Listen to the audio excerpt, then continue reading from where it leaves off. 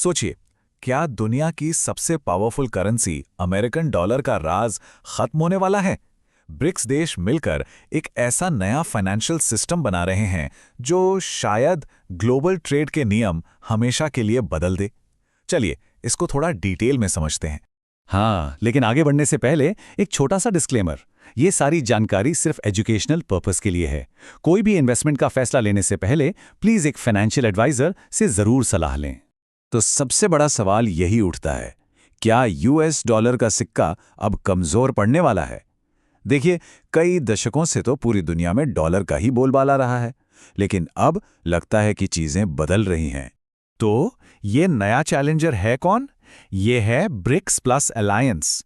और सुनिए, ये सिर्फ कुछ देशों का ग्रुप नहीं है। ये एक ऐसी इकोनॉमिक पावर बनकर उभर रहा है जो पूरे ग्लोबल फाइनेंशियल सिस्टम को एक नई दिशा देने का दम रखता है। जरा इन नंबर्स पे गौर कीजिए। यही ब्रिक्स प्लस की असली ताकत है। ग्लोबल पॉपुलेशन का लगभग आधा हिस्सा यानी 48.5%, दुनिया की जीडीपी का 39% और सबसे इंपॉर्टेंट 72% रेयर अर्थ मिनरल्स पर इनका कंट्रोल है। समझ रहे हैं? ये सिर्फ नंबर्स नहीं है, ये ग्लोबल इकोनॉमी पर इनका कितना बड़ा इन्फ्लुएंस है वो दिखाते हैं। और हाँ, ये सब कुछ रातों रात नहीं हो रहा।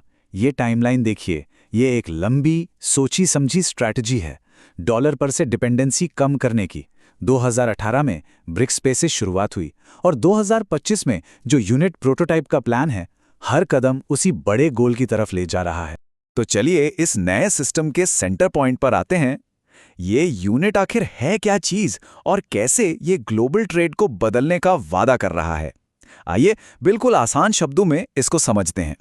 सबसे पहले एक चीज क्लियर कर लेते हैं, ये यूनिट हम और आप जैसे लोगों के यूज के लिए कोई नई करेंसी नहीं है। नहीं, ये एक डिजिटल सेटलमेंट इंस्ट्रूमेंट है। मतलब इसका काम सिर्फ मेंबर देशों के बीच जो बड़ा ट्रेड होता है उसको सेटल करना है बस।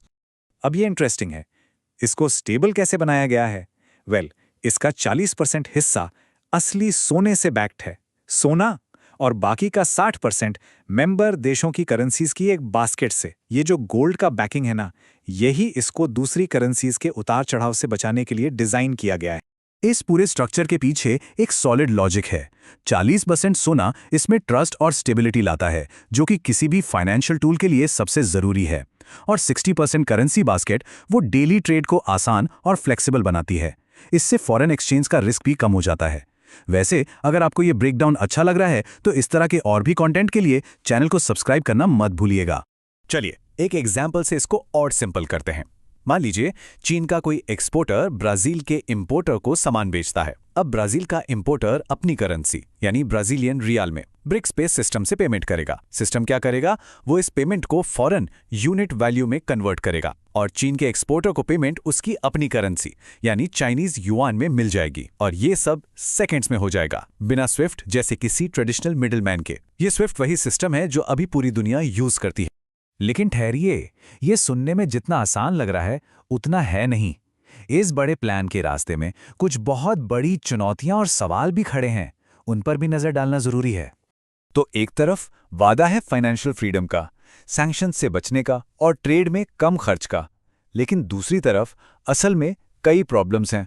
ब्रिक्स देशों के बीच आपसी पॉलिटिकल डिफरेंसेस हैं, कुछ करेंसीज आपस में आसानी से कन्वर्ट नहीं होती, टेक्नोलॉजी कितनी रिलायबल होगी इसका रिस्क है, और हाँ, सबसे बड़ा सवाल, अमेरिका इस पर क्या रिएक्ट करेगा? क्रिटिक्स इसको लेकर काफी आवाज उठा रहे हैं, जैसे कि दिल्लोवी इंस्टीट्यूट जो एक थिंक टैंक है, उसने इसे एक ऊंचा लेकिन अनरियलिस्टिक एजेंडा कहा है। तो साफ है कि इस आइडिया को लेकर काफी लोग स्केप्टिकल भी हैं। तो इन सब वादों और चैलेंजेस के बीच फ्यूचर कैसा दिख सकता है? क्या हम सच में एक नए फाइनेंशियल वर्ल्ड की शुरुआत देख रहे हैं? चलिए आगे बढ़कर देखते हैं कि इसके लॉन्ग टर्म इफेक्ट्स क्या हो सकते हैं। एक्सपर्ट्स का अनुमान है कि 2030 तक ग्लोबल ट्रेड का करीब 10 से 15% हिस्सा यूनिट जैसे ऑल्टरनेटिव सिस्टम्स पर शिफ्ट हो सकता है। अब देखिए, ये शायद डॉलर को पूरी तरह से खत्म ना करे, लेकिन हाँ, ये ग्लोबल फाइनेंशियल लैंडस्केप में एक बहुत बड़ा बदलाव जरूर होगा।